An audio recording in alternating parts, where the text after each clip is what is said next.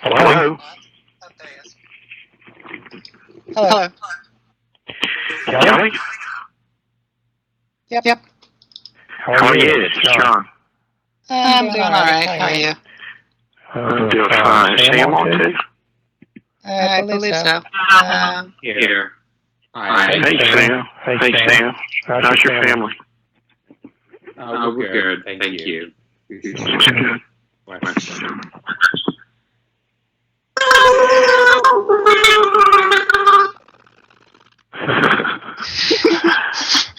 Not sure what that was, but it was adorable. We'll wait just a few minutes before everybody get everybody on. Yeah. I see Dr. Gary just got in here. There's Dr. Barr. Hi, Kelly. Hello. Hey. Kelly, that sound may have been mine. Can you hear me okay? Yeah. All right, cool, thanks. I don't know what's going on with my mic. Thank you.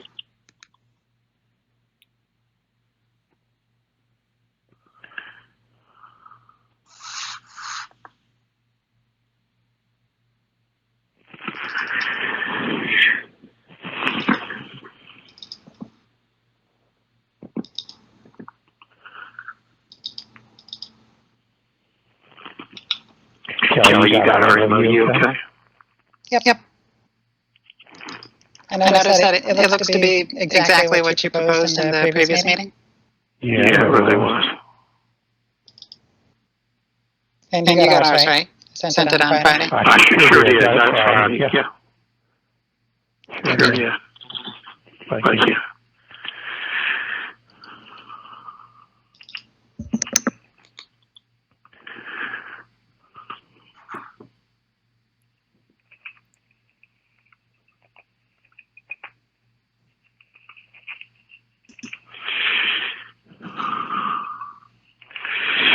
Okay, y'all want to start? Sherry, are you on? I'm here. Okay. I just want to make sure you're on. What I'll do is just kick this off. Sam and Kelly is trying to tell you who our team members are that are on the call. And then you could share with us who GAU has. I've got Judith Poncel's on the phone, Jim Gary, Ruth Barr, Olga, Liz Giubilini, Sherry Shine, Tanya and Linda de Blasio are with us. You want to kind of share with me who you got? Yeah. We have myself, Kelly Osterman. We have Sam Badger, Liz Gable, Laura Meyer-Dix, Matt Eckel, and I believe Lauren Byers. Lauren will probably be here shortly. I do want to mention that since this is a public meeting, it is being recorded. Very good.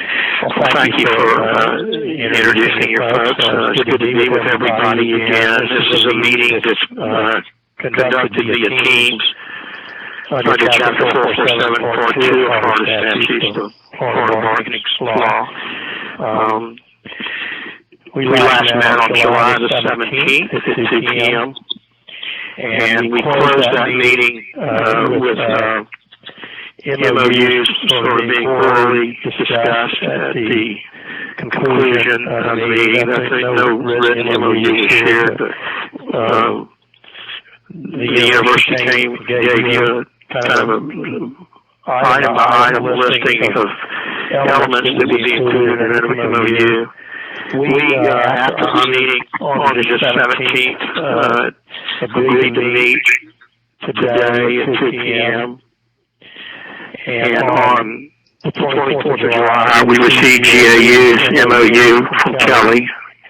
And Kelly, you stated that you and Sam received ours that we sent to you on July the 27th for the Board of Trustees. So we now have written MOUs that we can go over.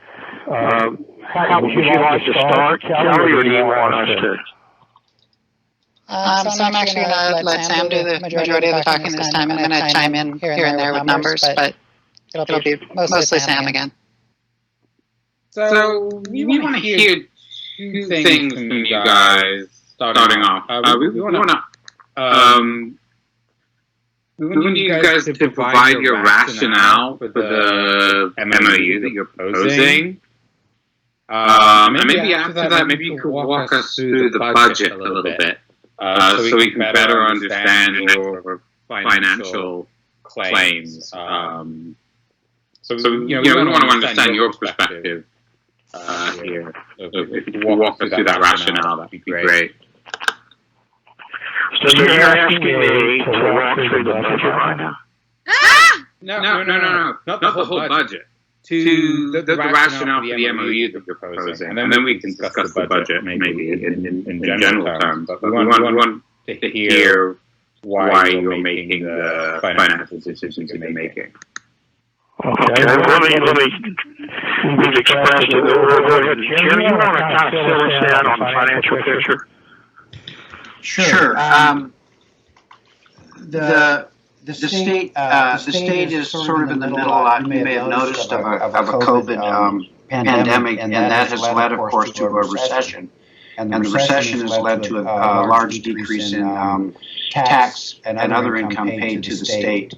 And so the state, in its reaction to that, it passed a pretty normal budget last July.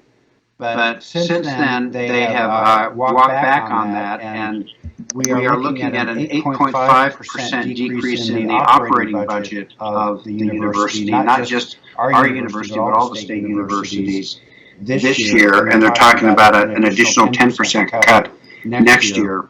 That's in our operational money. That's the money that salaries come from, including your salaries, my salaries, everybody's salaries.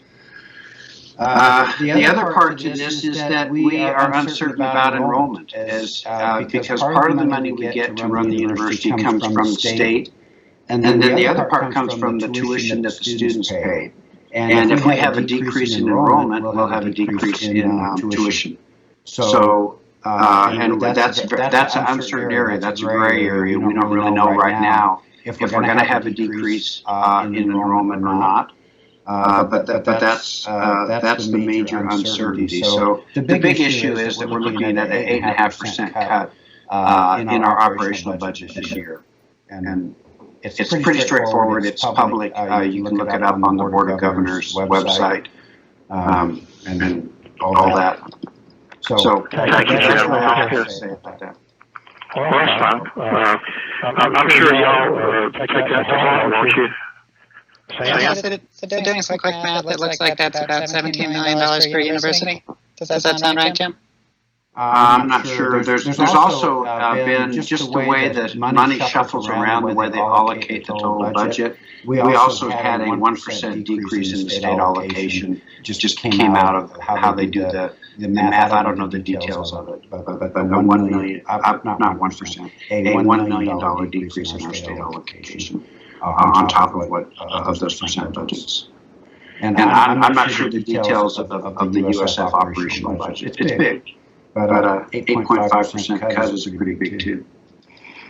Okay. Sam, let me ask you, do you have any facts to dispute what Jim just said?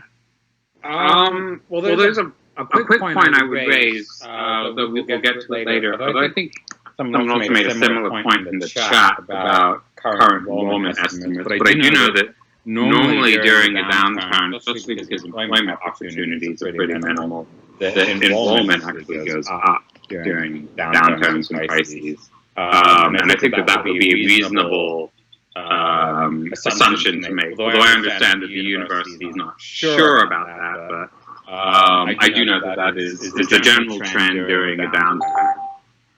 Well, let me ask you, Sam. You say during a downturn, do you have any comparison to the pandemic that we're in now? What the effects of that would be?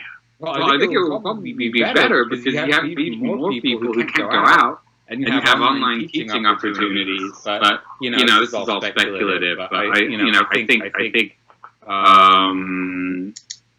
there's at least a good chance that based on previous events that during this kind of downturn, actually enrollment will be higher.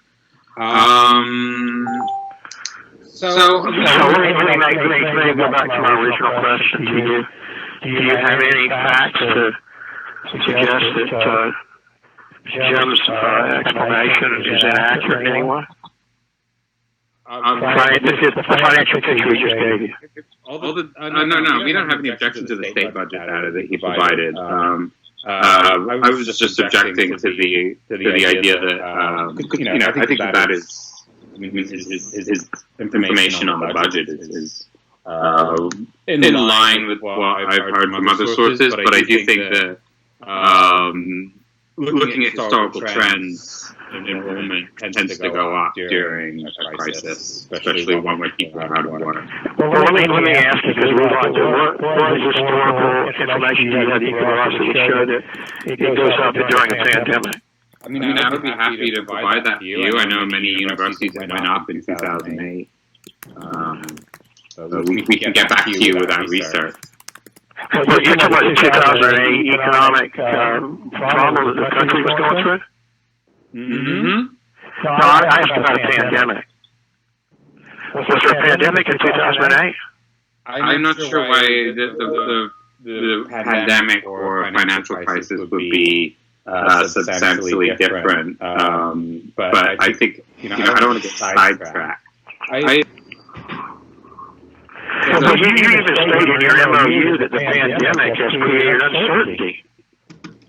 For the record, there was a pandemic in 2009. So within that same time frame, there was a pandemic going on, and enrollment went up.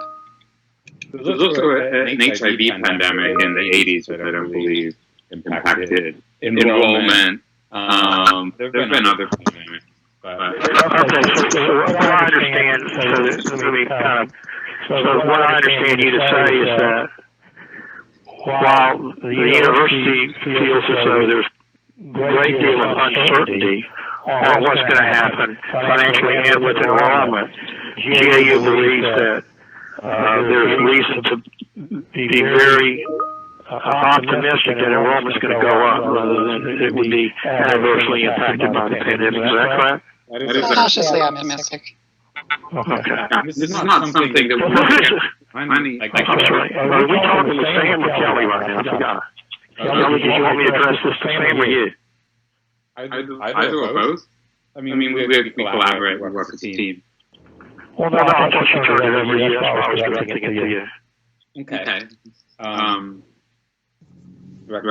Anyway, you want us to go through our proposal? We'd be happy to. Yeah. Okay, let's do that. The proposal for the one-year MOU that we've provided to you on the 27th is a one-year deal. It's to extend the contract for a period of through midnight June 30th, 2021. So all we're asking for is there to be an extension of the collective bargaining agreement, so to speak, in its condition that it's in now, with the exception of a couple of things. And this is just to get us through this situation that Jim Perry just described and what we've stated at the table before. One would be, that the parties, in the prior negotiations, reached tentative agreements on various sections, and we signed off on those. We actually agreed to them on the 23rd of June, and after we reached that, I sent them to Sam, and Sam initialed them.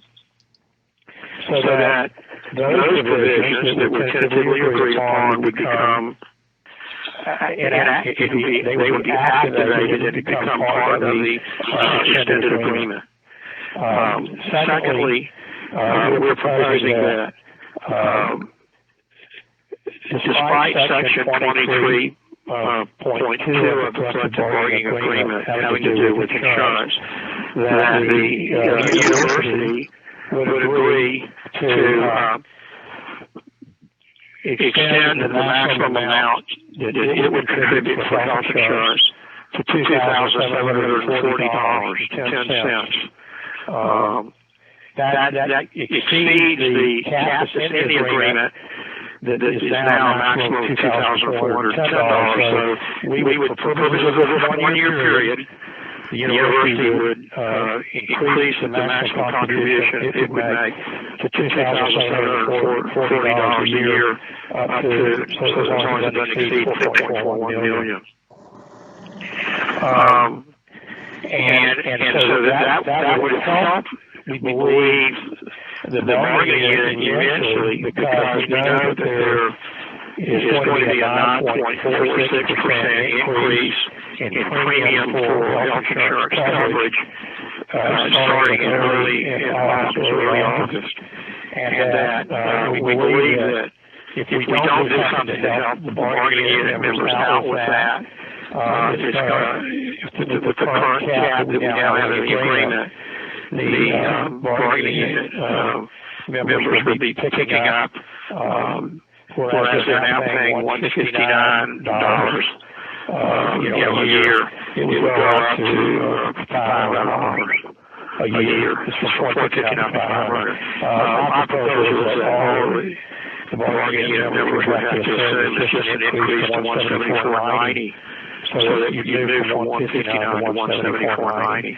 And so that would really, we believe, be a very big benefit to the bargaining unit members. But our agreement would be just a one-year period. It would end on midnight, the end of June of 21. We propose that we begin bargaining starting in March. I know y'all proposed a little earlier than that, but we're hopeful that despite what Jerry stated, that things may ease up a little bit in 2021. We hope so. We don't know. But we're just asking if we get through the next two semesters with basically preventing any reduction in stipends. I mean, it could be that there could be pay cuts, there could be reductions in staff as a result of what's going on financially. But our proposal would be to kind of hold y'all harmless, hold the GAU bargaining unit harmless for this period of time with respect to cuts and things like that, and only assume a modest increase in the premium, annual premium cost. That's what our proposal is. And that's what we shared with you at the last meeting. We believe this is a very fair MOU.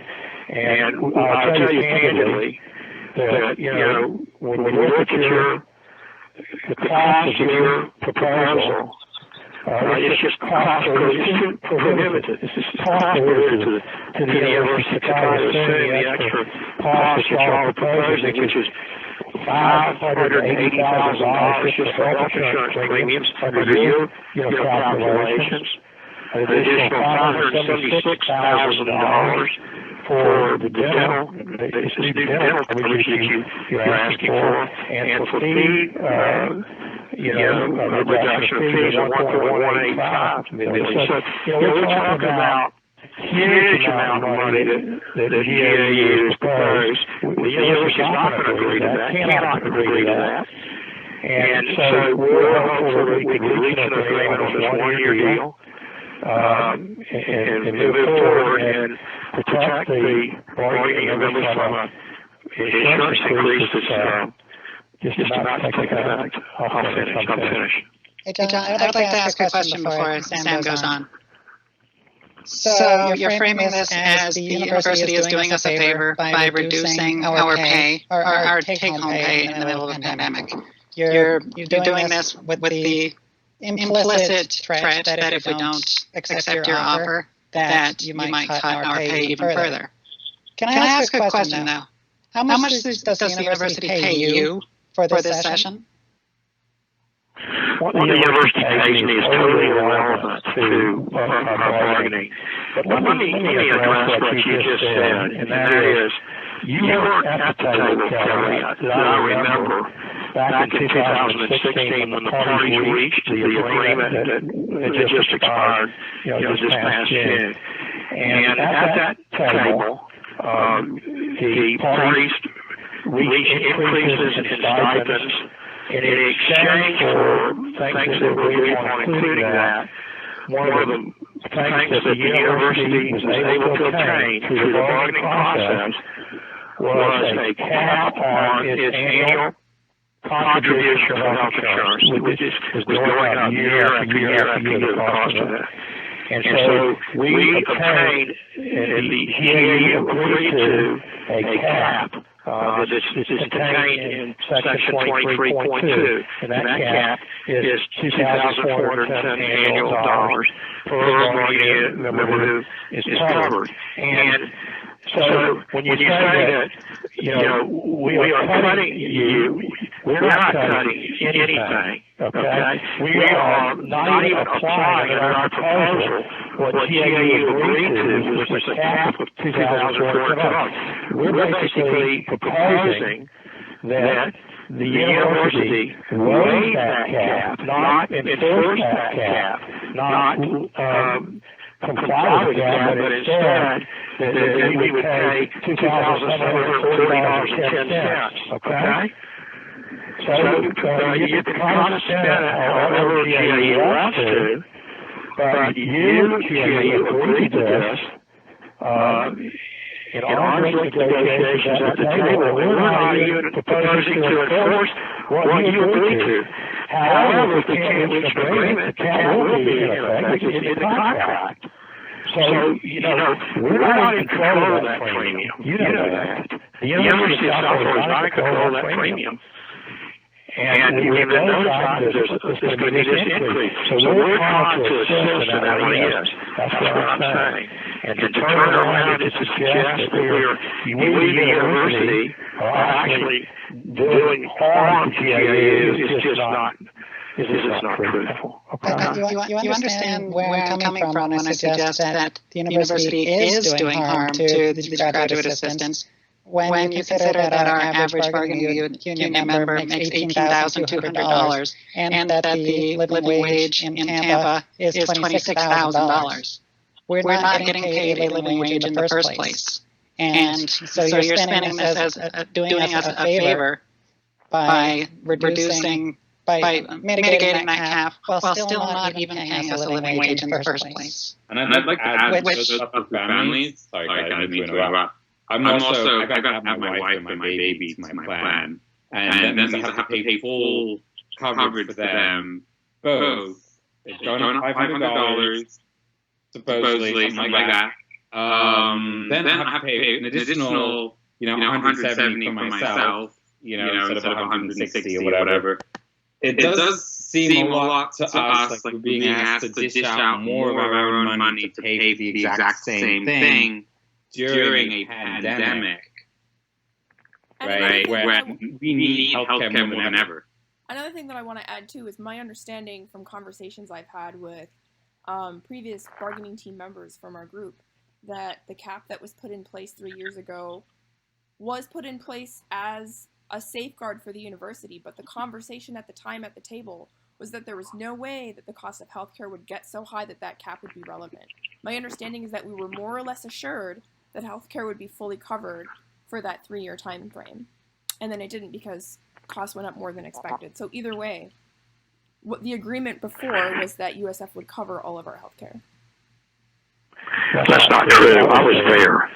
So you may have heard third and fourth-hand knowledge or something that just misstates what was stated at the table. That was just never represented in that fashion. And we can sit here and badger one another about this and disagree, but we're not getting anywhere. The fact of the matter is, the university, is not going to agree on the proposal that you have made. Okay, we're not agreeable to it. We believe that our proposal is a way that will be a big assistance to the bargaining unit when it comes to this health insurance, and it protects you also from what may happen with respect to the effects of the pandemic. And other people, in other bargaining units and other employees would be potentially affected by it. We're basically saying we're going to hold you on. The contract will be in effect for you during this period of time. And there will be no threat to any of the benefits, either the level of the stipend during this period. at all. You'd still enjoy the stipends that are stated in the contract. So that, it kind of holds you harmless, holds the bargaining unit harmless during this period of financial stress that this university is going through, as well as the other universities in the state, and the uncertainty. And, respectfully disagree with what Sam's kind of idea is on you can almost assure that there's going to be an increase in enrollment. It'd be great if there is an increase in enrollment. We think there's still a lot of uncertainty there, and we're not willing to gamble in that regard. So, Kelly, to get back to your point, you can talk about and try to suggest that the university is evil in some way. It is doing something to harm bargaining unit members. That's just not the case at all.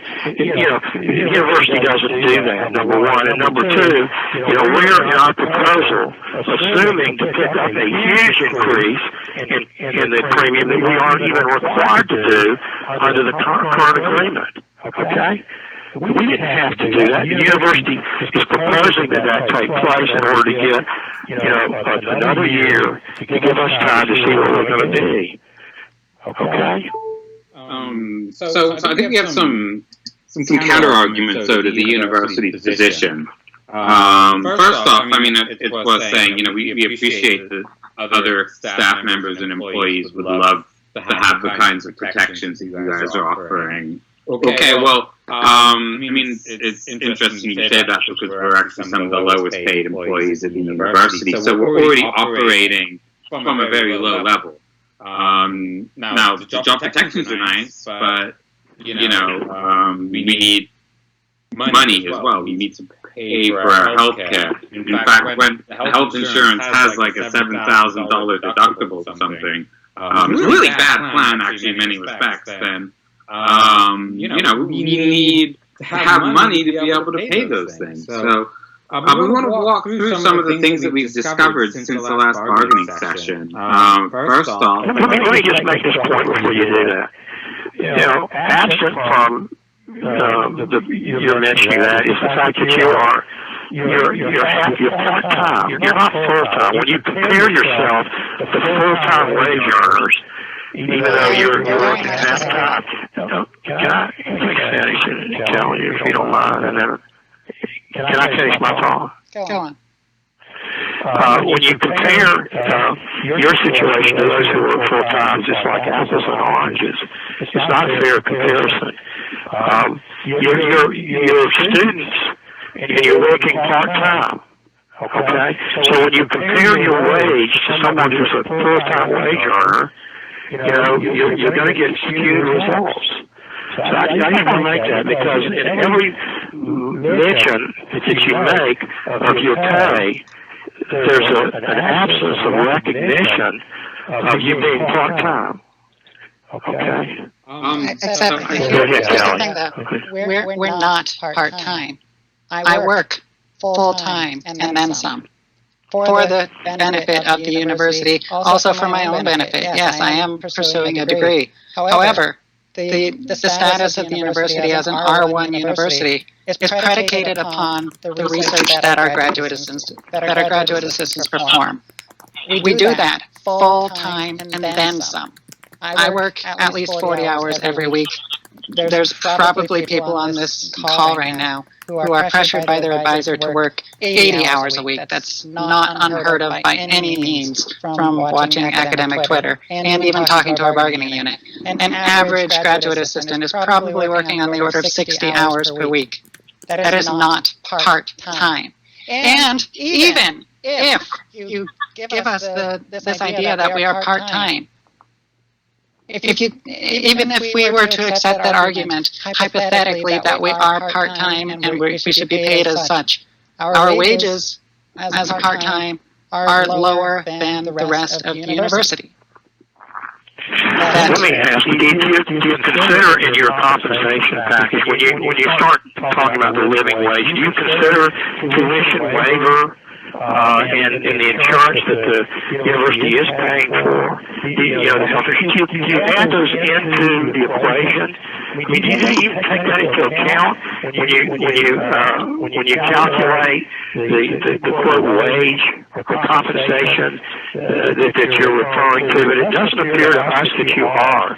It doesn't seem to include the tuition waivers or the premium subsidy that this university is paying for annually per year, even under the current agreement that the GAU agreed to. It's $2,410 a year per person. Do you add that into it? Do you add the tuition waiver into that? Are you doing that? So if I were to include the tuition waiver, then you would also have to include the fees that we pay out of pocket for the privilege of being allowed to work. This summer, I have a teaching assistantship, and because I have a teaching assistantship, I have to be enrolled for full-time credits. That means that I have to be taking tuition, which means I have to be paying or getting a tuition waiver and then paying money out of my pocket. That comes out to $565 just this summer. Over the course of the year, that's $2,000, give or take, depending on individuals. The living wage goes from 0.7, or our wages as a fraction of living wage go down from 0.7 to 0.62. Well, I'll tell you what, I calculated at one time at the master level being, the range of cash value, the package that the university has for master's level, I calculated it between $21,000 to $39,000, almost $40,000. That's just for master. For doctorate, between $26,500 and almost $47,500, something like that. So I just asked that question because when I hear what you're talking about, and we've gone over this and over this and over this, and you've shown us slides, it just seems like all that was missing from it, the equation, the part-time nature of it, and then the full compensation package that this university is shouldering. But I don't know that we're going to get anywhere. We've given you our proposal. We believe it's fair. We're not going to agree to the cost-prohibitive proposal that GAU's put on the table. We're not going to agree to it. Do you want to walk me through how you got those numbers of 26, 34, whatever the numbers were? Kelly, I have to go back. I got them scribbled down somewhere here. I'll have to look at them. But that's what I calculated at one time. Okay? Because Sorry, Kelly. go ahead. No, Sam, go ahead. So, first off, you talk about the part-time nature. I think Kelly's already addressed that in part. But I want to emphasize something, because this is in the contract. We're not supposed to moonlight, right? So usually when you say this is part-time work, what we mean by that is this work only 20 hours or something, or and then they can get work elsewhere. Okay? We're not supposed to do that, because the time that we're not working for our GA-ship, we're supposed to be studying. Okay, and this is a part of our obligation, and in fact, we can't get this employment unless we're also making progress on our degree, which means that the contract, and Jim knows this, he's talked about it many times, one of his big pet peeves is GAs moonlighting all over the place and not being able to spend enough time working, and part of the reason why is that the university said, well, these are only part-time workers, so we'll pay them part-time wages. So if the university pays us part-time wages, okay, then they should at least recognize that, we have to be able to moonlight, right? Or they should say, okay, you don't need to moonlight because we're not going to pay you like a part-time worker. I wanted to add, let me respond to that, Ken. Sam, missing from your equation is that you're a student. You're a student first. Okay? You're a student first. And you're there to get an education and to get a degree. And missing from your equation is that you chose this path to be able to work at the same time seeking your degree. So, so this is a part-time situation for you in order that you can work part-time and get your degree. You're a student. Missing from your discussion on all this is that is the fact that you are studying. You're principally there as a student. And missing from your equation is the fact that we are people who need to be able to pay our rent in order to contribute to the university. Yeah, I mean, I need to, and that also speaks to your point about the tuition waiver. Tuition waiver can't be considered a part of the living wage precisely because it's not a liquid asset. It's not like I ever see that money. It's literally money that the university gives to itself, so it can, it can balance budget. It doesn't mean anything. That's why it's not taxable income, because you never see it. And in fact, there was a great outcry when the federal government considered briefly making it taxable income a couple of years ago, because SGA said, well, excuse me, Mr. You can't make this taxable income because we don't ever see that money. It's not real money, right? It's an accounting trick. Now, health insurance, that's maybe a stronger point on your part, but we also need to live. So, expecting part-time employees to shoulder the cost of America's burgeoning and inefficient and awful healthcare system is a tall order, I think. So we want to run through that, because we've done some research that we think it undermines the university. And, we're willing to hear if the university has a counter proposal that's different than what your we'd be willing to move forward on that. But we do want to go through some of our concerns. So, Kelly, you did some research, right, on a recent contract that the university signed with the police department last month. What did you find that was interesting about that? Yeah, so, well, first of all, USF has been telling us since January that we cannot be, that GAU cannot talk about. USF. Hang on, there's somebody talking and it's throwing me off. Katarina, would you mind muting your mic? Anymore. Katarina, would you mind muting your mic, please? Oh my God, I'm so sorry. Okay, thank you. So, police department. Right. So, at the same time that the university was telling us that GAU cannot meet with the university about financial matters, we can see that that was not the case, that USF was meeting with the police department to discuss their salary. Because in June of 2020, 1 month ago, y'all signed a contract with them giving them a 1.5% pay increase, which I know, the police department is small. There's like 50 of them compared to our 2,100, give or take, graduate assistants. However, 1.5% is an increase in take-home pay for the police department of roughly $1,000 per officer. We're talking about, our proposal is talking about an increase of about $300 per GA. These officers are already making $50,000 per year, and you're going to increase them by another $1,000. But you're telling us who make $18,200 that you can't afford to give us $300. That's a question of priorities, first of all. But let me step aside from that and just give you that. Okay, the police are super important. George Floyd and all. But where was I going with that? But looking at those exact numbers as they compare to the USF budget, 1.5% increase for the police department works out to an increase of cost to the university of $40,000. Your proposal that you provided us increases the cost of health care for graduate assistants by, want to take a guess? $40,000. You're telling me. What is the insurance cost of the university? What is the cost of the university's, the university of our proposal to you? What is the cost of the university? Just to the university, the proposal we gave you with respect to insurance. Is it $40,000? Please. I think you're making this kind of uncivil, and it doesn't need to be. Thanks. Yes, No, I'm going to continue. I want to answer that question.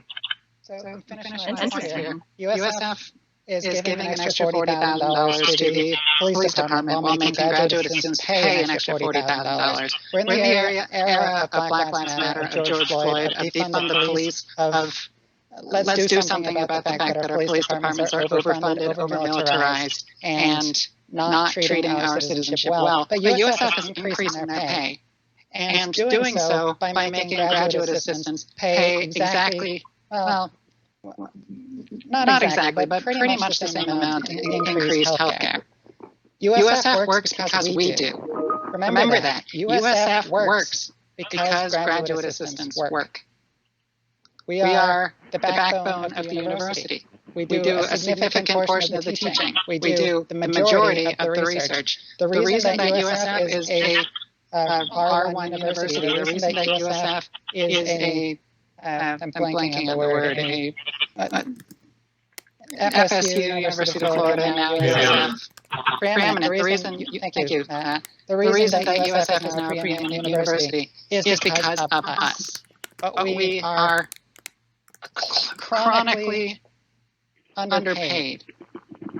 We barely make enough to get by if we're in the top paid departments on campus and have summer funding. I'm talking about me personally. I'm in mechanical engineering. I make a living wage ratio of 1 with summer funding. A lot of the people on this call are not as lucky as me. They make $17,830 per year, and then they pay roughly 10% of that in tuition. They have a living wage ratio of 0.62. That is not enough to live on. And I want to circle back to my point before about how much does USF pay you to tell us that they can't afford to pay us? Because I have a feeling you're not struggling like we are. You finished? Yes. I don't have anything to say. We're giving you a proposal. This sounds like you're. Well, I've got one question before we go on. Why you backed down for the tentative agreement that we reached with respect to Section 2?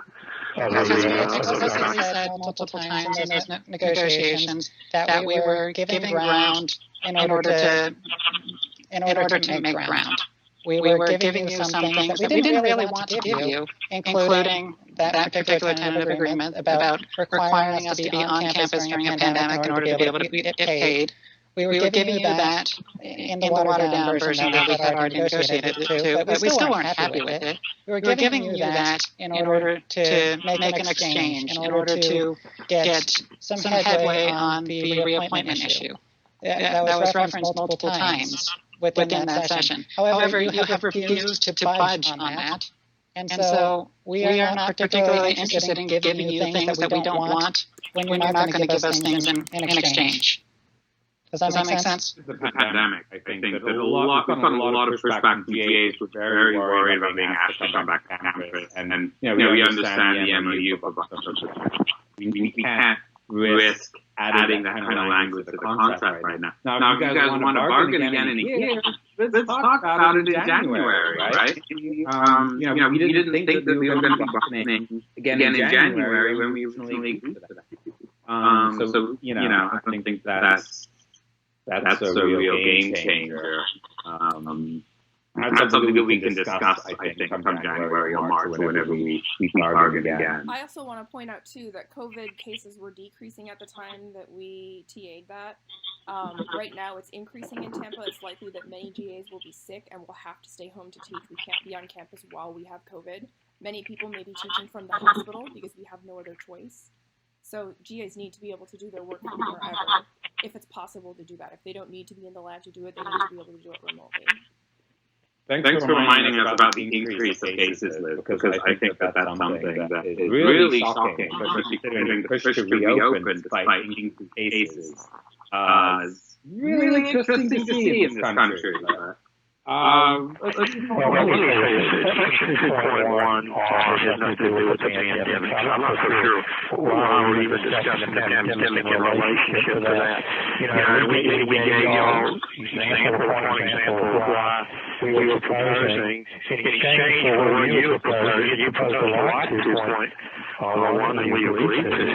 But in any event, you told me you want to back down. You want to back down from your agreement. You've explained that you didn't think it was a good deal for you. That's why you're doing it. I don't have any other questions on your proposal. We've given you ours. We're not going to agree either. What do you want to do?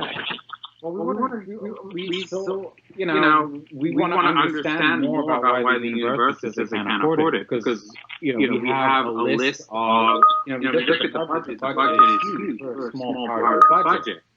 So, okay, let's look at this. Okay, we look at the police. Okay, the police are getting a raise. When you said to us, you can't talk about budget stuff. I don't know how that happened. You talk to them about budget stuff, but not us. But Is this started beeping? what? Is there something beeping on the line? You can't hear it? Oh, man. I think a lot of graduate students are angry at universities. We're not going to beat the dead horse yet. We're not going to, rehash discussions that are already taken. We're not going to do that. So I'm asking you, if you're not willing to amend your proposal or agree to ours, what's the point of further discussion? Hold on. We want to make our case. You want to make your case? Is that what you said? Just briefly, let us go through the list. Because we've discovered that the university spends money on lots of things that happen to, and I'm sorry about the beeping. I can't. I'm going to mute my computer, so I can't hear anything right now, because all this beeping is disturbing you, which I understand. That is distracting and very annoying. So the volume is low. If you interrupt me, I'm sorry, I can't hear. I might continue speaking. So first off, the endowment is $500 million, right? Now, assuming the endowment makes 5% interest, that is $25 million. Assuming the endowment produces 3% interest, that's $15 million. If it only produces 2% interest, that's $10 million. Now, if the endowment, now I understand that, during normal years, you don't want to blow endowment money. That is a pot that's limited, that only grows as far as the interest. You don't want to blow that money on things like salaries and wages, because that's recurring costs, okay? However, that being said, if during a disaster, that money cannot be reinvested into the university, then what's the point of having an endowment in the first place? Because the reason you save money, right, is presumably as a way to spend when your income stream is reduced. Sorry, I have to turn the volume down again. Still beeping too loudly. Now, let's move on to some other things the universities invested money on. I believe a couple of years ago, they spent $1 million or so on a logo that they didn't use, right? Why did that happen? Okay, why, if there's no money to go to us right now, were they spending money on that, a couple of years ago? The old logos look funny, but it works. Okay, it's distinctive. And then went the Merrill Lynch logo, and then people didn't like that, so they dropped it. I guess maybe Merrill Lynch wanted to sue. Who knows? But maybe they shouldn't have spent that money in the first place. They could have saved it, right? But they could have invested it wisely. They could have given it to graduate students back then, other low-paid employees. There's also the fence around campus, right? The university asked its alumni, I believe, to donate money for. The alumni donated money for the lowest paid employees. I'm sure some of the alumni was willing to contribute to that. Now, of course, I know what the university is going to say. Those are not. There's a one-time cost, and they're not recurring costs, so they don't want to put money into that. Okay.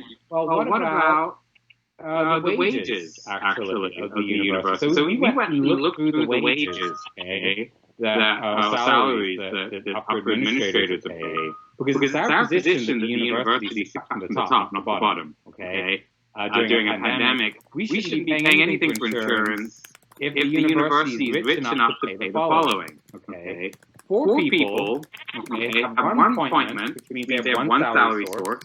Okay, now these people all seem to have multiple salary sources when we look through.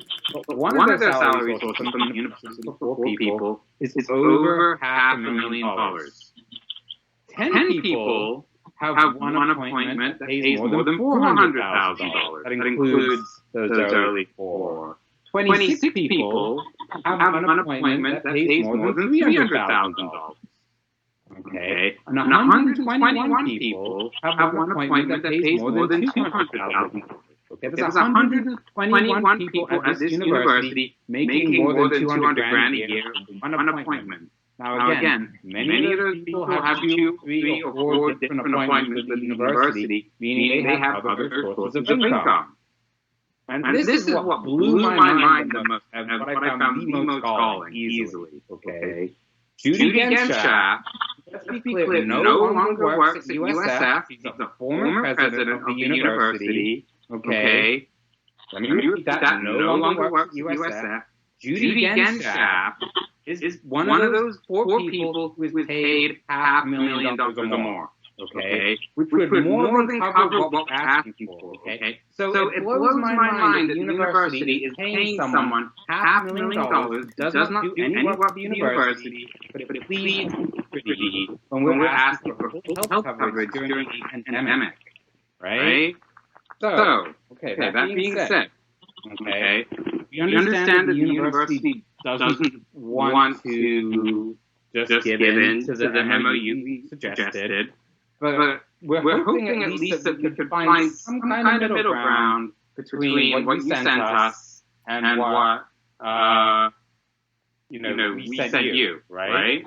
And sure, this is a bargaining session. This is not the university just imposing something on GAU by fiat, right? And we just accept it because we're running out of time, okay? We don't think that that's particularly. We're more than happy to bargain. We're more than happy to say, okay, 100% fee coverage may be a lot. Are you willing to offer something else, right? So at least work with us, okay? I think we raised a pretty good, some good difference in the university's hardly growth, right? And we're talking about people who are being paid $500,000 who are basically telling us that, we can't afford a couple $100 to pay for your health insurance, right? And I think a lot of our members will just blow their minds.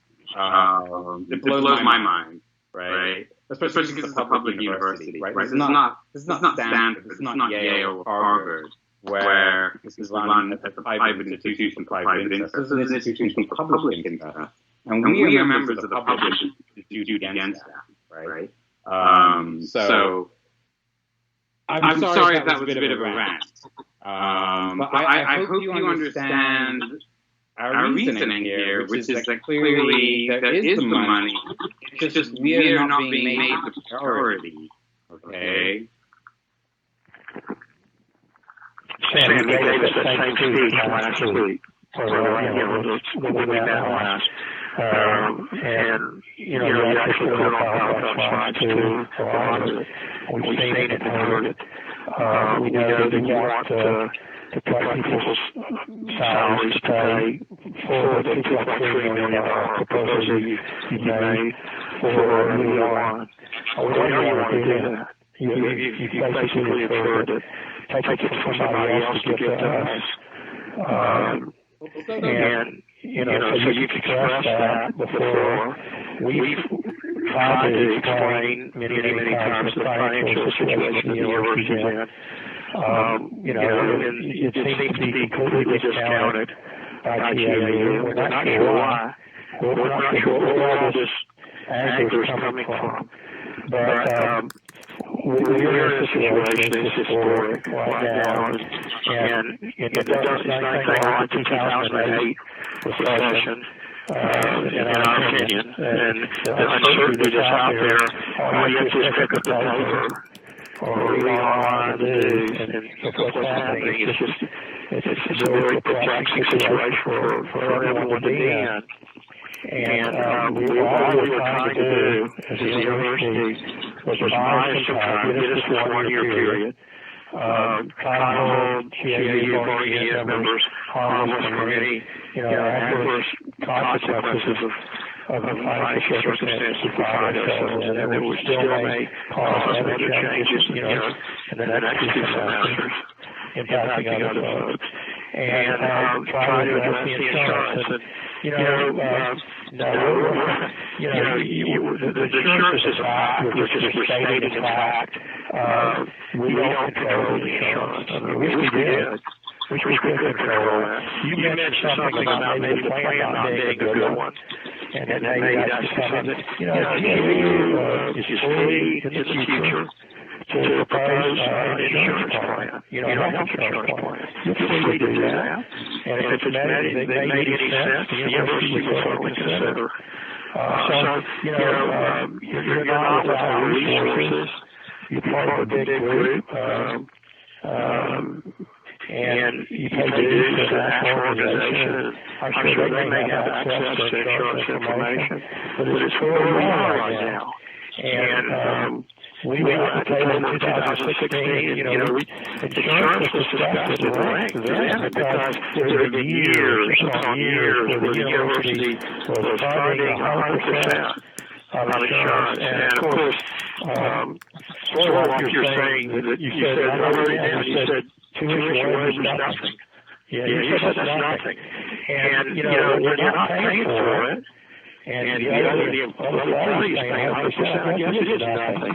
But it became so expensive, the university said, look, there needs to be some, contribution for the employees to participate in some of the costs of insurance.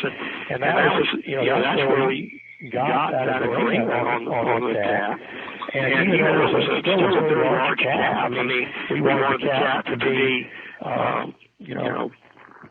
much lower than that, but we agreed to that amount. So did the GU, we signed off on it. And everybody shook hands, and, you took the stipend increases and were happy with those.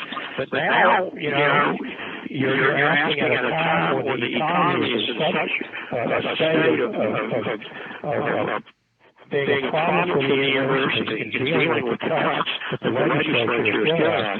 And you look at us, and I guess you look at yourself in the mirror and say, I think despite that, the university ought to be on the hook for about $2.34 million for 1 year, for this next year. That's just what, I calculate using your numbers from the county put together. So, yes, your long discussion, your speech, you gave it to us before. The university is not willing to agree to this exorbitant expense that you're asking the university to add on to this situation. So we're not agreeing to that. Okay? But, we thought long about how we could reach an agreement. We really was in the idea of a 1 year MOU, just a state situation. But if you don't agree, you don't have to, obviously. It takes two parties to agree. But that's our proposal. As I said, we're happy to try to find some middle ground here. We're willing to hear counter proposals to our counter proposal, but I think we've also made it clear that we don't want to settle either. And, as I said, we plead poverty, but how can you plead poverty while paying duty against $500,000 to not work at the university? It boggles the mind. If we have this COVID pandemic, it shouldn't be, throwing money at people who don't even work for the university anymore. It can give that money to people who are actually working to, the least the university could offer to do during a pandemic is cover all of the insurance costs, right? That's the least the university could do, but we'll cover everything but $180 of the insurance costs. But we're still going to pay someone who doesn't work in the university anymore $500,000. A few years after we $1 million below, don't know what he used. They could could have hired a GA yard department for like $100 to come up with a different logo, right? But you know, they go with some company for $1 million. So you know. I mean, at the end of the day, the chicken's coming home to roost, right? If the university's wasted money on these things in the past, then it comes to us to plead poverty, you know. I mean, of course, we're going to look at you guys with disbelief, right? We're going to say, like, well, if you don't have the money now, why are you spending the money on these other things before? We're waste, right? And you know, you say, well, there's an economic crisis because of the pandemic. That's absolutely true. We understand that, and that's why we're willing to really pull back our demands. But the fact of the matter is that the pandemic is also not only a financial issue, more importantly, it's a healthcare issue. And if it's a healthcare issue, we need all GAs with healthcare coverage because they can get sick and die, right, from COVID-19. They could be paying, you know, huge deductibles, right? And by the way, I said that the insurance plan was great. I don't think there are very many great healthcare plans in this country right now. No, that's not the university's fault. That's the fault of a, you know, bad political system in Washington, D.C. and Tallahassee. We don't need to get into that. Don't need to have a politics debate. But I think it's clear that during a healthcare crisis, during a pandemic, we can't be burdening the lowest paid employees, now whether we call them part-time or not, we can't be burdening the lowest paid employees with additional healthcare costs. Okay? We instead need to be providing more to the lowest paid employees. We need to be taking care of the bottom. Okay? Because it's the bottom that's most at risk. It's not, you know, Judy Genshaft, it's not Steve Carell, the other, the coach for the football team, right? This is an R1 university, it's not a football team. Okay? We're glad that we have a football team, I guess. It's kind of cool to have sports teams at the university, but that's not the purpose of the university. So let me ask you, you're basically saying, I heard y'all saying that you're not willing to pay an additional $15.90 a year for health insurance, and the university pick up the lion's share of the difference, $300. Let's put it up $300 per person a year. You're not willing, you're not even willing to add $15.90 to what they're paying now. That's what you're saying. So, it just doesn't make sense to us. It really doesn't. So if you compare the spring of 2019 to the spring of 2020, that's the end of the year when our health insurance was totally covered to the end of the year that we started paying $159 per year. Our healthcare enrollment dropped by nearly 200 people. 200 people don't have health insurance because we don't get paid enough to get by in the first place. And then we're being asked to pay more. How do you know that's why? I don't, but I can look at the numbers and I can see that the enrollment from 2017 to 2019 was, it fluctuated a little bit, but it was relatively consistent. And then in the year, actually, let me look at that again. So using fall 17 as a baseline, going into the spring 18, enrollment went up by 70. Going into fall 18, it went up by 36. Going into spring 19, it went down by 1. Going into again, the first semester that we started having to pay out of pocket. We've now gone up by 105 people covered by health insurance. I do know why. Because how do you know that? Because I've talked to people, first of all, but also it is not coincidental that we go up by 105 people enrolled in healthcare. Then as soon as we have to pay for it, we go down by 200. So I don't know. I'm just sure, but you said you know it. I am 90% confident, and please stop gaslighting me.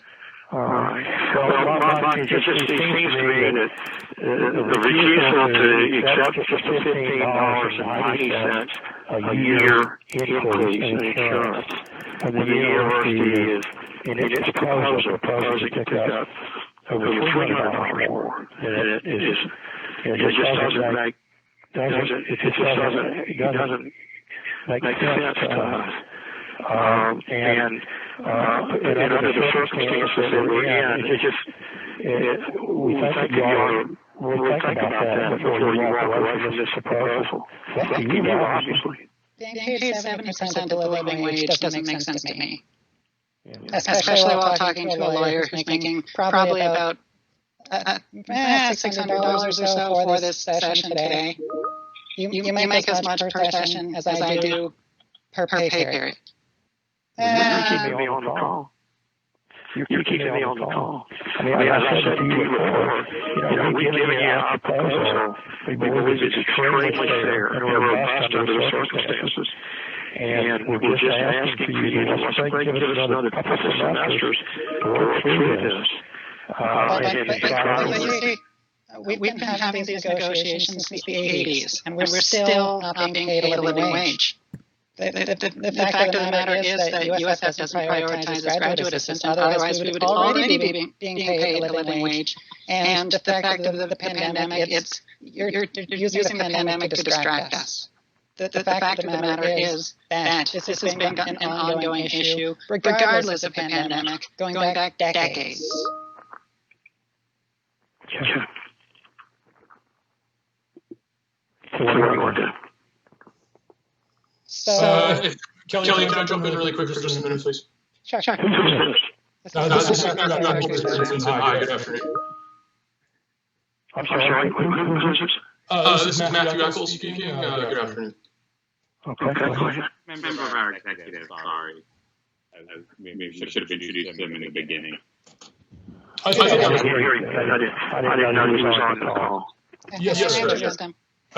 So it's just a couple of things to bring up before it looks like we're maybe entering into closing up today, or at least going into caucus. I think the $15 additional healthcare argument, I think that cuts both ways. I mean, if your argument is that it's so easy for us to pay an additional $15, I think we just as easily level that argument against your negotiating team. It would be incredibly easy for the university to pay the additional $15. If the question is a kind of disparity between, well, you're already picking up an additional 300 or so, and so we can do our part, I think we would like to know what it is about the $15 specifically in your budget proposal. Why 15? Why not 10? Why not 20 or something like that? Like more information so that we can make a more principled decision about why the $15 is specifically what we ought to be paying. Well, you want us to make more, we could propose more, that you could be more than that if you like. Well, I mean, what we really like to see is just the rationale for the 15, and if you could just send that information, I think it would help us to make a better decision about it. Well, the rationale is that we thought that it would be more than fair, extremely generous, to pick up 94% of the increase. And that's what we propose to do. If you want to make it where we pick up 90% and you pick up the balance, that's fine with us. We're not proposing that. So I don't know what your idea is. Go ahead. What did you say? No, I'm not proposing that we pick up more. I'm just proposing that we have the information. So the 15, I'm assuming there was a kind of pot of money, and the university decided that it definitely won't be paying more than that pot of money, and the $15 is just what came out of the other end. Is that generally the shape of it? We propose that we pick up 94%. Okay. I didn't really put the figure in there because the figure 94% doesn't tell you very much, but that's where that comes from, that calculation. And just to give Gary, the 94% came from, that's what you were paying before the insurance premium went up. So understood. Okay, thanks, Doctor. The second point was, we hesitate to really. We understand the times, we understand the pandemic, but it's hard for us to take the wait 2 semesters argument in order to come up with a better deal later. It's hard to put too much weight on that. I get it on the one hand, but on the other hand, I mean, we already knew this going into it, but especially based on what Dr. Gary had said earlier and other sources that were confirming this, we might be in a worse, our bargaining team could easily be in a worse bargaining position next year if there's something like 10% cut coming down the line. So we're just not really going to be attaching too much weight to the holdout, be hopeful that a better negotiation come up, because your team could just as easily use increasingly bad world circumstances to give us a worse offer next time around. So it's not really an argument that I think we're going to attach a lot of weight to. The third thing you want to make a 2-year idea? No. It's more just the point where we should take this because circumstances would be better off next time around is something that I think we don't know. I don't think we said it. We guarantee it. We don't know. We're hopeful that it would be that we have no knowledge of that. It may be worse. Maybe a 2-year or 3-year would be better for y'all because they get locked in for 2 or 3 years. Not opposed to that. In fact, I don't know that the university would, because it may be, it's possible that in 2021 things get worse and they end up having a cut license. We don't know. Yeah, and those are all the considerations that we're going to have to make about this. But it was more just the tone when you were bringing up why this is a good deal for us waiting an additional year. Of course, we don't know that. Right? So there's a third point that I'd like to just talk about really. Just some clarity on a term you've been using. You keep saying that university hold us harmless. Are you using that term technically, or are you using it colloquially? So what I meant by that is that your stipends, your minimum stipends as stated in Article 23 would be in place, and they would be subject to being cut. Being reduced, the benefits being reduced, insurance costs even going higher. I mean, we all know if the economy is such that it creates more and more problems for the university, we're going to have to look before we can make cuts. And so, maybe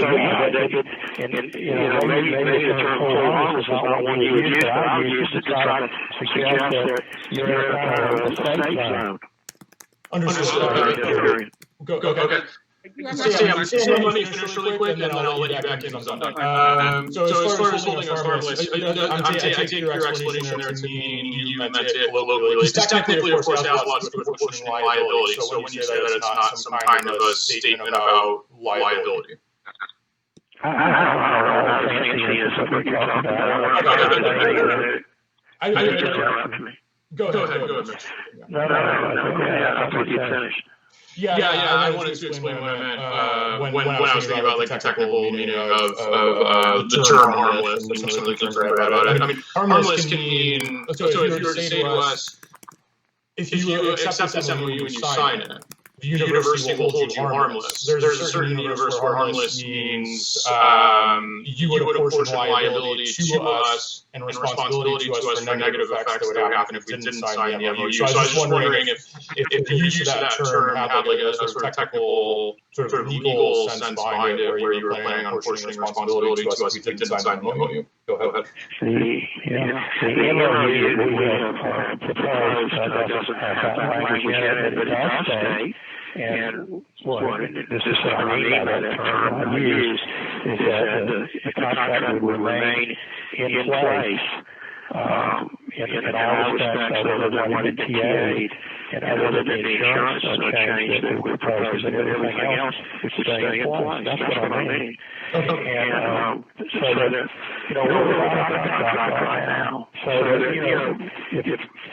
as we go through this, it gets worse. Is the economic picture, if it actually doesn't get better, it gets worse, we may have to look for areas that need to be cut. And you be scared from that if we have an agreement. Without an agreement, there's nothing to prevent, from the party, from the university coming forward and proposing, cuts. Okay, yeah, I understand. Thanks, Mr. Dickinson. Go ahead, Sam. Yeah. So I have a question, though. So if the university is so poor, it has in such financial straits, why is it paying people out over $500,000? Actually, if you add up his salary, I think it's almost $1 million. So why is this guy making $1 million and even like full health insurance coverage for 2,000 EAs? would be a fraction of that. So Steve Carell would still be a rich guy, right? He would still be making a lot of money, but he wouldn't be making, say, $1 million. He'd be making $800,000 or something. Okay, that extra $100 for us means much more, right? For so many people than just throwing money at someone who already has a high income. It just seems like really bad financial priorities on the part of the university to throw money at a millionaire instead of paying its poorest employees more.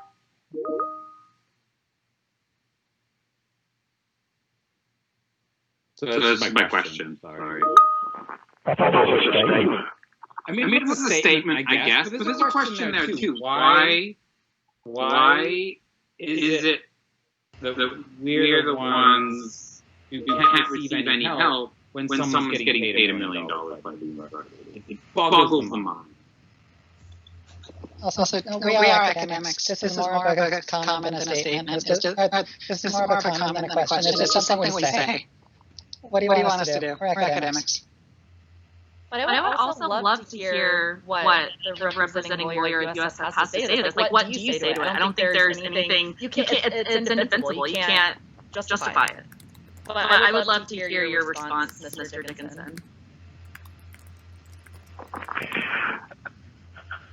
I don't think they're going to respond to that other than to say that to compare a graduate assessment to the president of this university is a little far-fetched to me. I mean, I just don't see a connection between the two.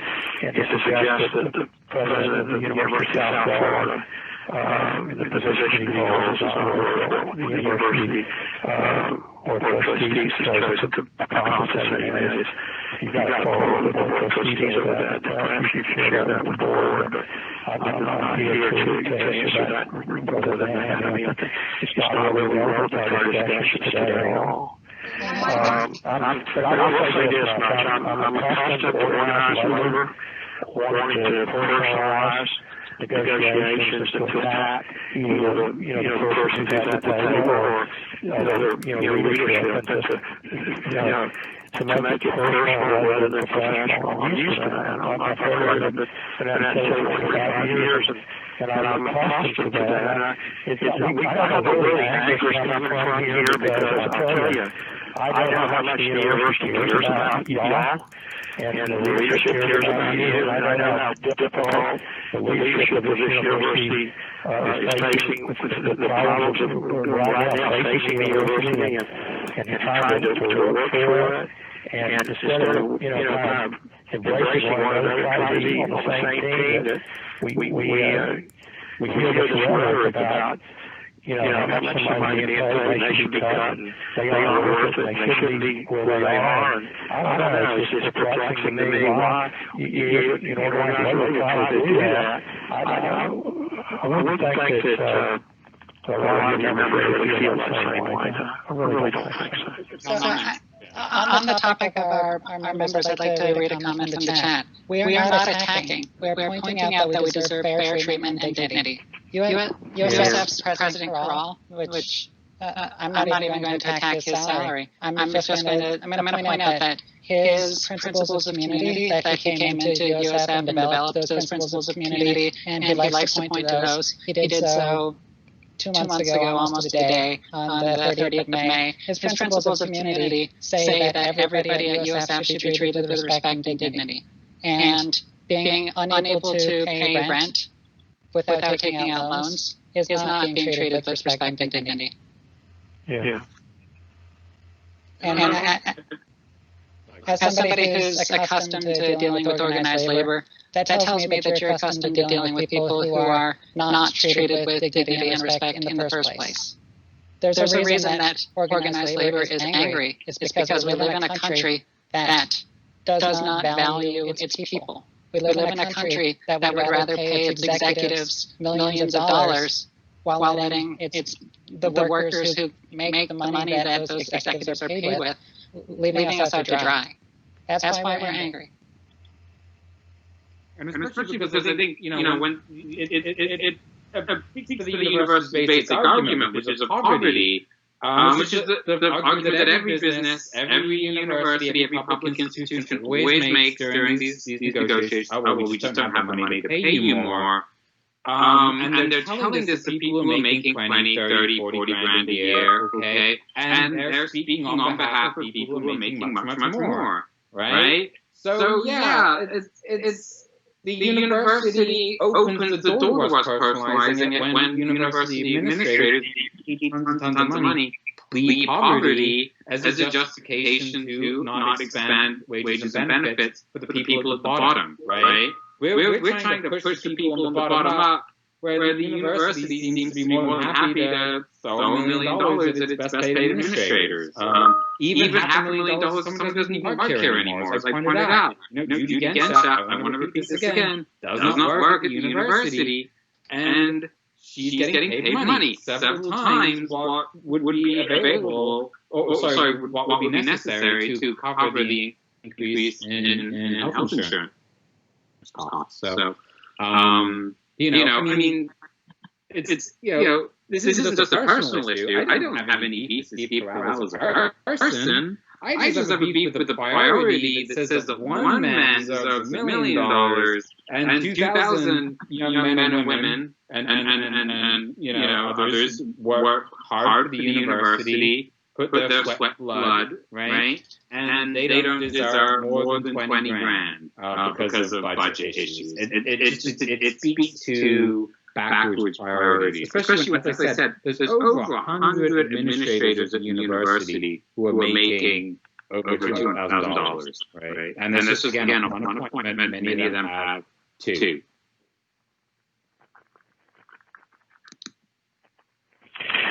So what do you want to do? I think we should probably go to caucus, and we might have to come back. We would like to have a caucus discussion and come back to the table today, but it sounds like we might need to do some phone banking and get a more detailed picture of what our membership thinks before we try to go forward with anything. Because we do represent 2,000 people, and while we have currently 69, nice. People in the call. I see you laughing, so. While we do have lots of people in the call right now observing, this is obviously not a representative sample, and we will ultimately before we make any decisions, we're a Democratic Union, we will need to get input from our membership before we make any final decisions. And then allow to find out if our members are not angry as you think they are about this. I think many of them might be as angry as we are. Sorry. Maybe even angrier. They're probably busy working right now because they're all forced to work like 60, 70 hours per week. So who knows? Yeah, tell me what you said you wanted to do. So I think we should go to caucus now. Come back probably at 4 o'clock. And we can get a quick impression of what the people who are present right now are thinking. But then we'll, based on that, we probably still will need to have at least one more session. Or I don't know, if we decide based on our calls with our membership, would we be able to sign something if we were so to decide? Would we have to come back to the table to do that? Or basically, I'm thinking in terms of all already has to be the sunshine. If you want, I mean, obviously, if we reach an agreement, it can be done, just by communication with the proposal. That would be more just basically communication of a position. I would think that would be required. Although, if you want to meet to tell us that, we could do that too. Don't know whether I can meet next week. We'll look at our schedules. That's Okay, I just wanted to clarify that if by some chance it turns out that after discussing with our unit at large, we represent 2,100 people, and we need to get a representative sample before we make a decision. Sure. So if it turns out that a lot of them are not as angry about it, as the of us who are actually at the table. If it turns out that they're okay with us accepting your offer, we might come back and say that. I'm not saying that that's a likelihood. It's just a possibility. Because So you would like to really take the caucus for 30 minutes? We could maybe caucus for less, if that's available. And I would recommend, by the way, that any administrators on the call take a look at the chat section, because it's a large number of non-GAU executives who are graduate students who are not very happy with the university position. Some of the comments are from executives too, and I'm not gonna pretend they're all non-executives, but a lot of people who are not, involved with the actual organizational structure of GAU, but just members, maybe non-members, are not really happy with the university position. So that's something I think the university should consider. Obviously, we're gonna take that, but it's not me and Kelly or Sam Shepard and Liz. We're not the only people who you need to worry about. It's the other 2,000. So take a look at those comments as well. I know, John, you don't have you're not on a computer, but maybe Jim and some of the others. Okay. How much time do you want to caucus? You think maybe 15 minutes enough? Quarter to 4. I think we could do that. Okay. So we'll go back here at quarter to 4. And we'll drop off now. Okay. Sure. So for GA members, our caucus link was sent in the email earlier today. So click on that. It'll be a Zoom link. It'll be marked caucus. Okay. That's where we'll have our conversation. Okay. We'll drop that on the call. Thank you.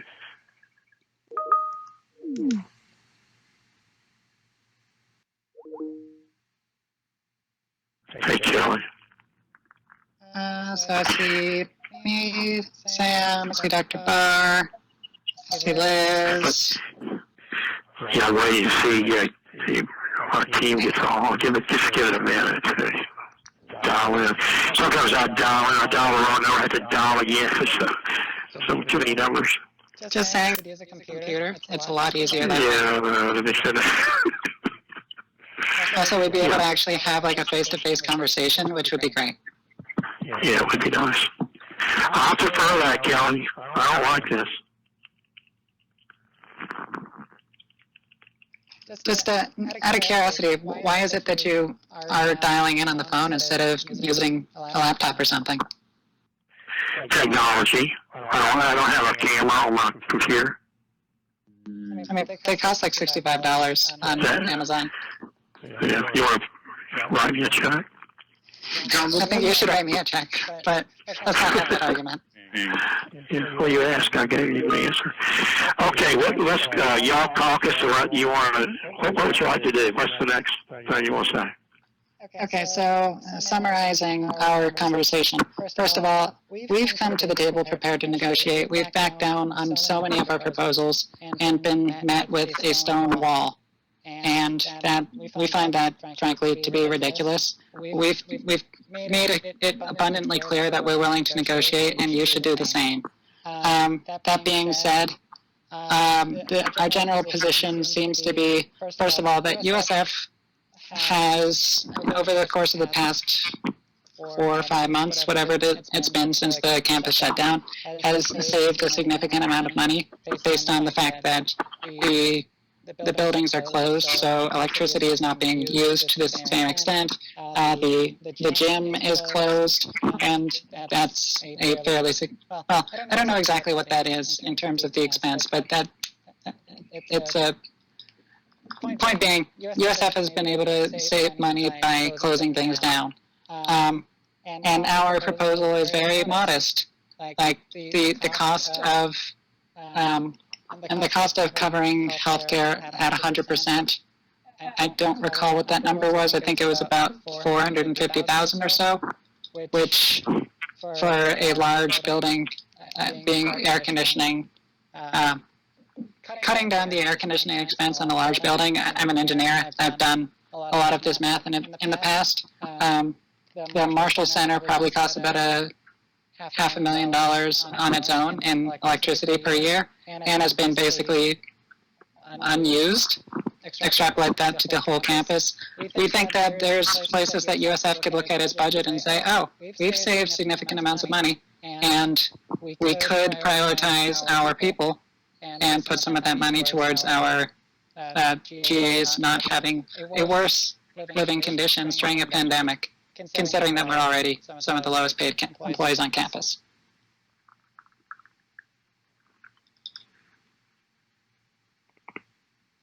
So, yeah? I believe so. Okay. I think the health insurance under your cost, I took off your slide, was $580,541. Yeah, that sounds familiar. And then I pulled the 100% dental at $576,533, and on the tuition and fees, $1,185,188. Anyway, that's what I pulled out your slides on those. So okay, well, we don't have a response. We've given you our proposal. We believe it's completely fair under the circumstances, and we would hope that you reconsider and agree to it. And that's what I'm getting at when we say that we've come prepared to negotiate on so many different things. We've already backed down on, we would like to have the right to strike. We would like to get, well, we haven't backed down on that. Well, my stuff is off in my head. What's the other one? We backed down on the right to strike that we would like to have, and it's constitutionally prohibited anyway, so having it in the contract seems silly. What's the other thing? We still want to have a method for grieving, or at least having a method for dealing with discrimination cases that have independent oversight. As it is, it's a nationwide problem, and USF is not exempt. That Title IX cases and other cases of discrimination basically just get swept under the rug by universities. It's not a uniquely USF issue, but it is a USF issue as well. We've backed down on that. We've cut down on our costs. We've backed down on a number of our financial proposals. We've dropped parental leave. We've dropped sick and general leave. We've dropped our stipend increases. We've made considerable reductions in our financial proposals. And yet, despite the fact that we've clearly made it clear that we're willing to negotiate, USF has consistently said, no, we're not going to agree to that. Period, full stop, no discussion. USF does not seem to be negotiating so much as dictating. And that's not what bargaining is. Bargaining is negotiation. It's not a unilateral USF tells us this is what we're willing to do, and you have to deal with that.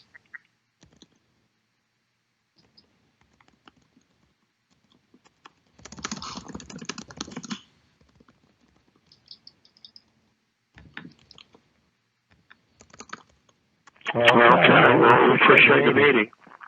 We don't have anything else to add to the meeting right now. So we'll conclude it. It's 5 minutes to 4 on the 28th of July. Okay. Real quick before we Change your position, let us know. real quick before we do conclude, I do want to make it clear that we're not saying for certain that accepting your proposal is straight up off the table. We do need to get a more representative sampling of our unit. And it's possible that after discussing with the rest of our unit, we might actually change our mind that it might be that there are other people whose concerns are slightly different and that they might be okay with that because of the reasons that you've outlined. We don't really know at the moment, and so we don't want to take it off the table just yet. But yeah, we do think that we do maintain that USF needs to negotiate. Yeah, so I think we'd like to set up another session to continue to discuss.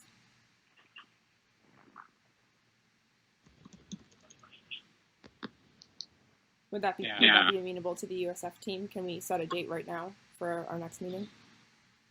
I'm sorry, you asking what again?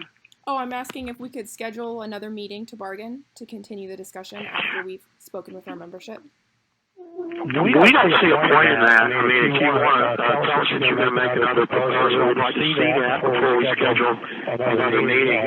We don't think that just scheduling a meeting to go round and round like we're doing today is very productive and so of everyone's time. So we would suggest that we not schedule anything. If you want to prepare another proposal, shoot our way. If we think that there needs to be negotiation over that, we'll be happy to schedule a meeting, but we'd like to see where we're going to be before we schedule another meeting.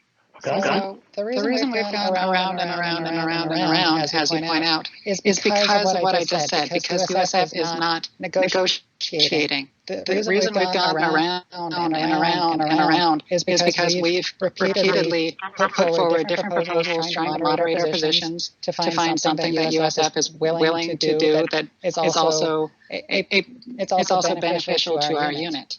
But we've consistently been met with, no, that's not happening. Because XYZ stuff that honestly, USF has been crying for decades, as Sam mentioned a number of times, that USF doesn't prioritize us. They don't value us as GAs. And they don't value us as people. They don't value us as teachers. They don't value us as researchers. That's the reason why we've been going around in circles is because we've demonstrated numerous times that we're willing to negotiate, and USF has demonstrated numerous times that they are not willing to negotiate. And isn't USF legally required to bargain with us? I think you are legally required to schedule a session with us to continue to discuss this. This is our right. We have been bargaining, and we've done so. I don't think either party is required to just sit at a table and be abused and just the recipient of speeches. No, I don't think that's bargaining. I think when we have bargained, but I think that a lot of the meetings that the time that's been spent has just been rhetoric and speeches been given in attacks that haven't been productive at all. So, we have negotiated a good thing. Ones who are being abused and attacked, is that what you're implying right now? That graduate assistants who make poverty wages are attacking you and USF? Is that what you're saying? Yeah, I made my statement.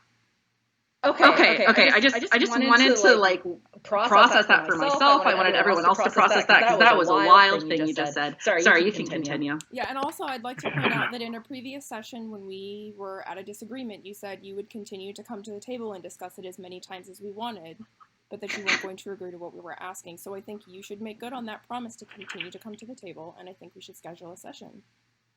Well, we'll think about it. We'll not think about it, talk about it internally. I just want everyone to know that USF made their intentions and motivations and priorities very clear in this meeting. This is not over. We're going to the press. We're going to organize and mobilize, and we're going to drag USF's name through the mud.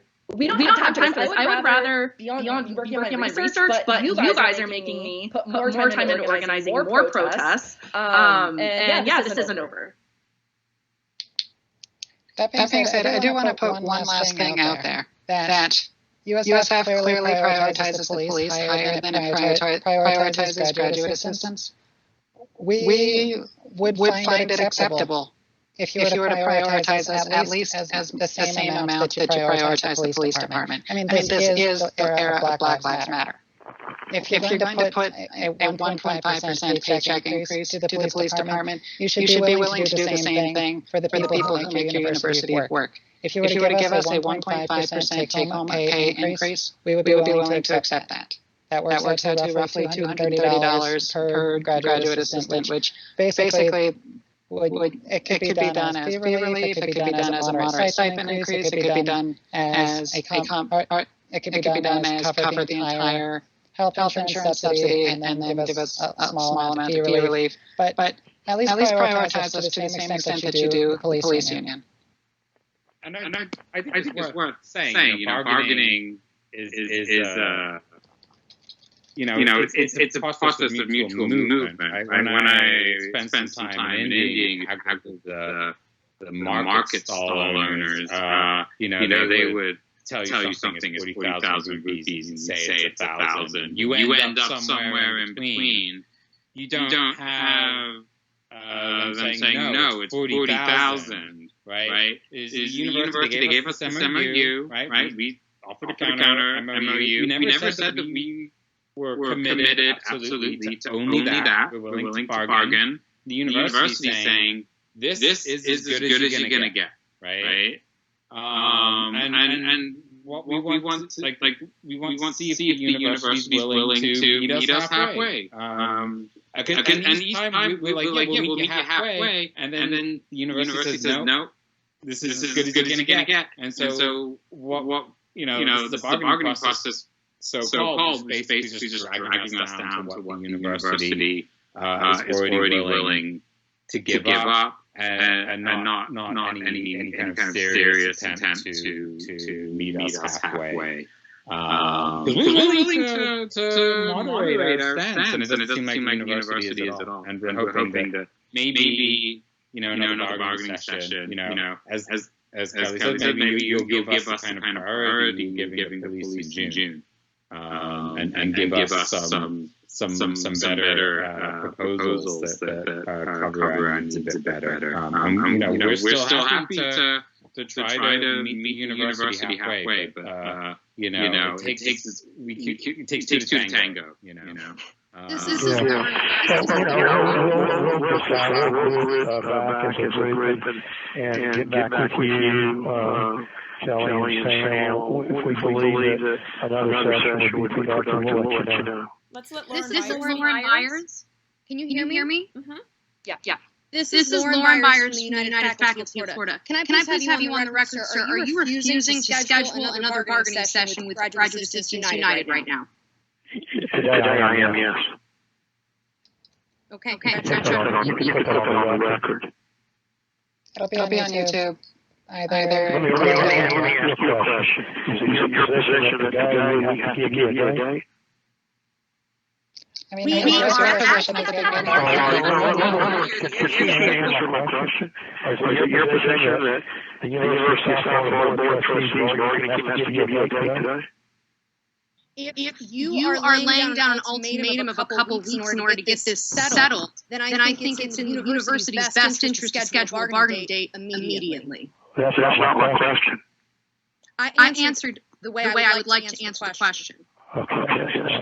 I would like to add on to that back in January when we first started these so-called negotiations, I'm not even going to call them negotiations. When we started this process back in January, one of the first things out of your mouth, you personally, John, one of the first things out of your mouth was that both parties should bring our calendars to the table so we can schedule the next session before we leave the table.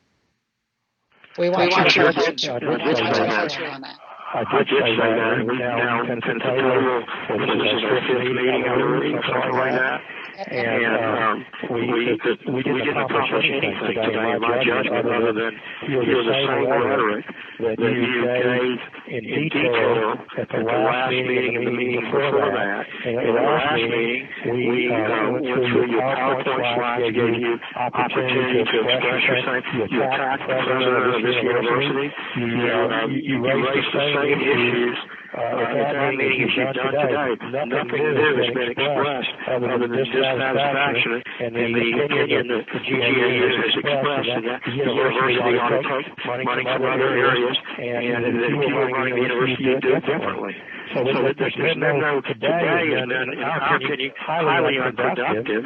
The question we got as a team will have to decide is, do we believe another meeting would be the same rhetoric, would be productive, and would really be negotiation? We have to think about that. Okay. What else is there for us to give you aside from we are human beings who deserve to be treated with dignity and respect? Those are Steve Carell's words, not mine. And as much as we explain that these are our living conditions, as much as we try to tell you this and try to work with you on this, nothing comes from it It's not us who are refusing to budge. The reason this has been unproductive is entirely you, John. It's entirely on the behalf of the University of South Florida, who has been a brick wall. Every time we propose something, we are met with a brick wall. And we try to come a little bit closer to find something in the middle that USF is willing to agree to. And your wall, I mean, it's a wall, it doesn't move. And John, if you don't agree on proposal, we start with square one again. We're back to where we want to be and discuss all over again. Without MOU, give us a day, we'll consider it, get back with you. And you're basically saying, let's scrap the MOUs that both of us provided. If you want to start from square one again, or where we left off before that, and bargain, we've given you our best proposal we think is a fine offer, but certainly if you want to do that, let us know you want to do that. We'll consider it, and then we'll look at calendars. But right now, where we are, we don't see the need to schedule another meeting. But yeah, you may want to say, look, start again. It sounds like you do, because now you're saying you want to learn all these other things, and you didn't get them. And if you want to go back to the table on the no strike and all that, start over again with that, that's bargaining. At some point in time, though, either party has an opportunity to say, this is my last suggest, and there's no further need for it. We've given you our last proposal we think is fine proposal. If you want to sharpen your pencil and come back, Kelly and Sam, and propose something and say, we want to meet over that, let's look at it and we'll look at calendars. But we're not required to schedule a meeting today. And under the circumstances, we don't think it would be productive to do that. But you may be able to convince us otherwise. Okay? Your best proposal is your first proposal is not negotiation. Well, I don't necessarily agree with that. I think you're wrong. I mean, we have negotiated. If you characterize our discussions as... What have we negotiated on? Like, what has USF conceded upon? I would love. Because I asked you that last meeting and couldn't think of anything. You said you forgot or something? I don't. Who is this? I'm sorry, what's your name? Samantha. Hi, nice to meet you. Okay, Samantha. Samantha, I'm not going to cross-examine about you today. Because you're saying if you're really interested, people to call you out on that there's so much going on. You're good at it. I'll give you that. You're Kelly, when you're finished, I'll respond. I'm not talking. Well, now I'm talking, but I wasn't talking. Let's usually there's one person that talks, but it seems like there seems to be a need for you all to have, a bunch of people share their thoughts. But let me say this. If you're really interested in the answer to what's going on at the table, all you need to do is look at the proposals that have been shared by both parties back and forth, and what has been marked up and changed by the University of South Florida. And it's proposed. All you need to do is look at the history. I don't have to be here today to answer the question of what's going on in the last, 4 bargaining sessions that we had. Okay, there were complete bargaining sessions, 4 or 5. So if you're really interested in that question, other than just being legally on the phone and be short with me, then go back and look at the proposals. Okay? You know what, but if That's what I would suggest you do. They're on the face of the record. They're on the face of the proposals. I don't need to today have to regurgitate all that's gone on in the last meetings we've had with GAA. Okay? looking back at those proposals, though, Mr. Dickinson, I can't think of any of the economic issues that we've proposed that we were given. None. We have not been given fee relief. Because we were given nothing. We have not been given any of the things we asked for. And even within the non-economics, I have it open on my screen. There's very little that we proposed that was given to us. There's a lot that you proposed that was given to you. That being said, I think I want to wrap this up, but I want to acknowledge the sheer misogyny of telling Samantha that her things are her being ugly to you. With that, I declare this session over. Goodbye. Bye, all. Thank you. Goodbye. Follow our Facebook and Twitter.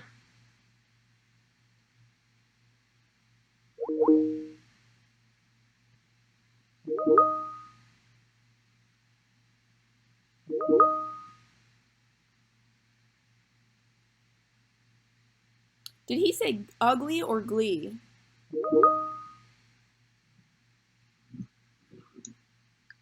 He said, in so many words, he said she was attacking him, and because she was speaking up, and I think that's what Kelly's point was. Yeah, no, I'm going to use the ladies' room. I'll be right back. I didn't get to. He cut off before I could mention.